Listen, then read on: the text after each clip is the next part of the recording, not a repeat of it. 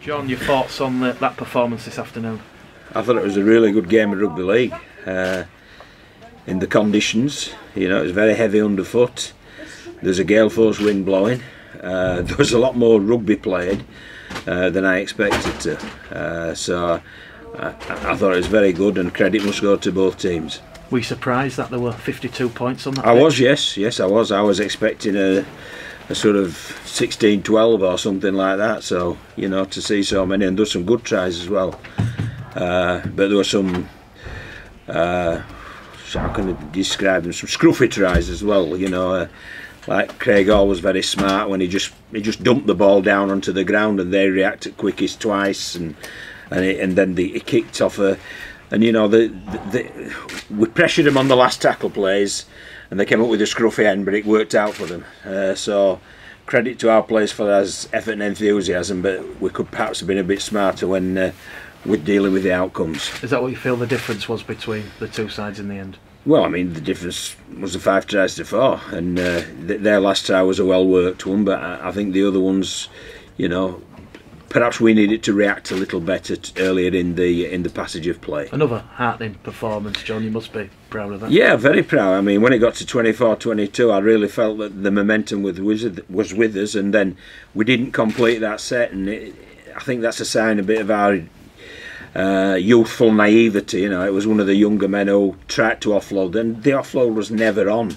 And we ended up then with a scrum, and within the next set they've scored, and really they've taken the game away from us. When you think, you know, Craig Hall's kicked 2 goals off the touchline into a gale, like, God knows how he's done that, but he's done it, you know, so it's credit to him. And obviously, like you say, twice you're down by 12 and you pick yourselves up and had a real go at it. Oh yeah, they did, and that's credit to them, you know. And we've played probably 2 of the, what you'd say, the best 4 teams in the championship. You know, there's Toulouse and Lee. I think they're laying markers down as well. So to be competitive, very competitive, and to feel very disappointed with the result in both occasions, it reflects how well we're playing. But unfortunately, we haven't got the you know, the brandy and cigar, have we? Does that give you confidence then, looking ahead, John, that you've pushed London all the way and Featherstone? And yeah, it does give you confidence, yeah, because they're 2 good teams. And I think this Featherstone team is a really good team, you know, and you've only to look who they had on the sideline with Dane Chisholm. I've just been chatting to Brad Day and John Davis, and there's Dale Ferguson, so they've recruited very heavily and invested very heavily in their squad, and there'll be a squad that will be you know, right up there amongst them. You rewarded the same 17 again? Yeah, very much so, because you know, I thought they deserved to keep the shirts. We'll have a good look again for next week and see what the outcome is when we've done our in-depth review. I think you've come through unscathed. Yeah, it looks that way. Yeah, it looks that way. There's 1 or 2 bumps and bruises, but there's nothing, I don't think, that will rule anybody out for next Sunday. I think perhaps your team need to learn to be a little bit more streetwise.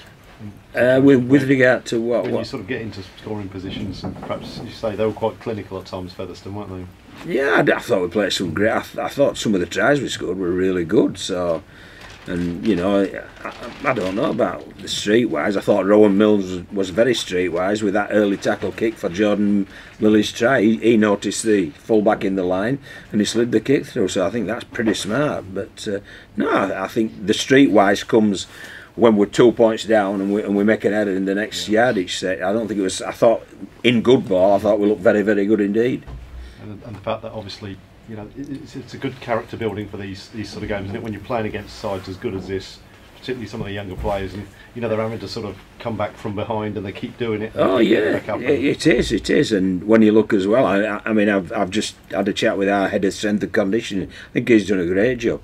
You know, you saw the minutes that our middlemen have played, Sam Hallis in particular, and we're looking as fit as fiddles, which bodes us in real good stead for when the grounds do start getting a bit quicker, because we could play a really quick game and it'll really help us. So there's lots of positives, but the negatives are we ain't got the brandy and cigar, and we're on 0 points after 2 games.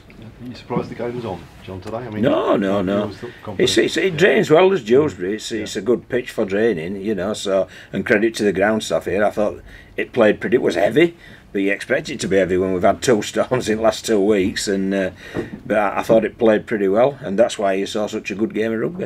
And it had to be remarked before the start. It did, yeah, it did. But you know, I mean, again, credit to them. I thought they staged the game really well. I don't know what the crowd was, but it's a great atmosphere once again. 3-6. Yeah, good, very good. Good to see 1,000 up on the previous game against London. Confidence returning amongst the support base. Yeah, I think there's that. But Featherstone always bring a fair few, don't they, as well? You know, they're traditionally a well-supported club, so you've got to accept that as well. That, you know, London might bring a couple of taxis, well, they bring a few buses, don't they? So that might be the difference. What are your thoughts, John, on the new, more stringent laws by the RFL regarding the 3 metre perimeter clearance? Where we saw pre-match someone trying to chainsaw part of the advertisement. Yeah. Well, they're the new laws, but they need to think about them, because if they measure 3 metres at Old Trafford, we might be knocking the standard 2 down. So it's got to apply right across the board, but at every ground, no matter where it's played.